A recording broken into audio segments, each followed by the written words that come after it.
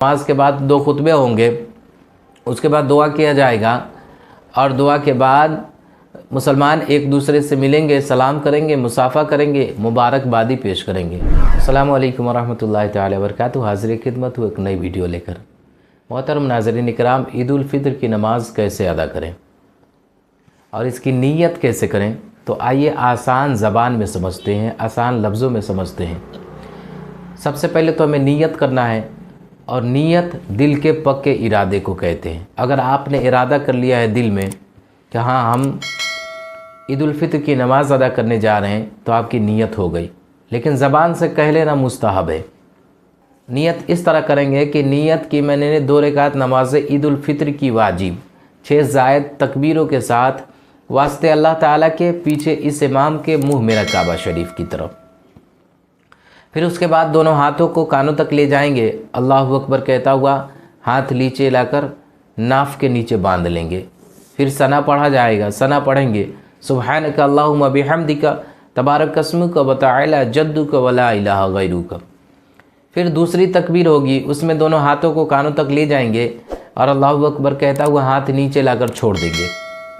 फिर तीसरी तकबीर होगी, इसमें भी दोनों हाथों को कानों तक उठाएंगे और अल्लाहु अकबर कहता हुआ हाथ नीचे लाकर छोड़ देंगे। फिर जब चौथी तकबीर होगी तो उसमें भी दोनों हाथों को कानों तक ले जाएंगे और अल्लाहु अकबर कहता हुआ हाथ नीचे लाकर नाक के नीचे बांध लेंगे।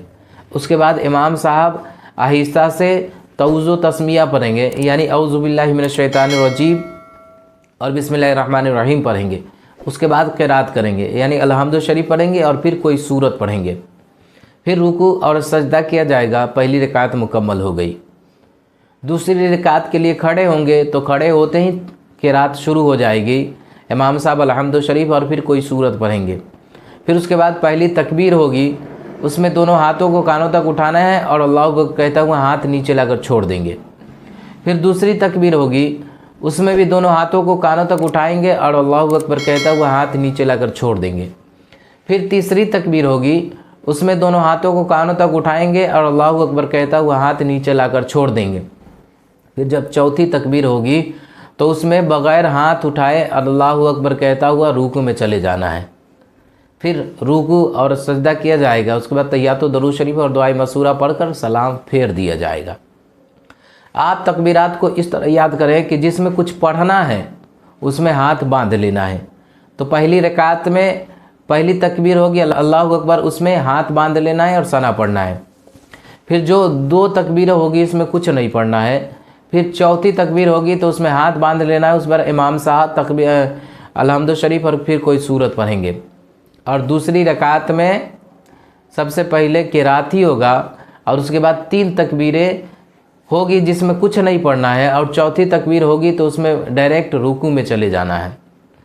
फिर नमाज के बाद 2 खुतबे होंगे, उसके बाद दुआ किया जाएगा और दुआ के बाद मुसलमान एक दूसरे से मिलेंगे, सलाम करेंगे, मुसाफ़ा करेंगे, मुबारकबादी पेश करेंगे।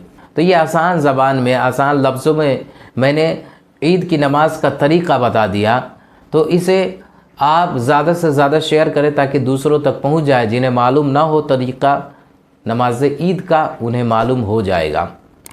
और पहली बार आए हैं तो गुजारिश है कि चैनल को सब्सक्राइब कर दें। अस्सलामु अलैकुम वरहमतुल्लाहि तआला वबरकातुहू।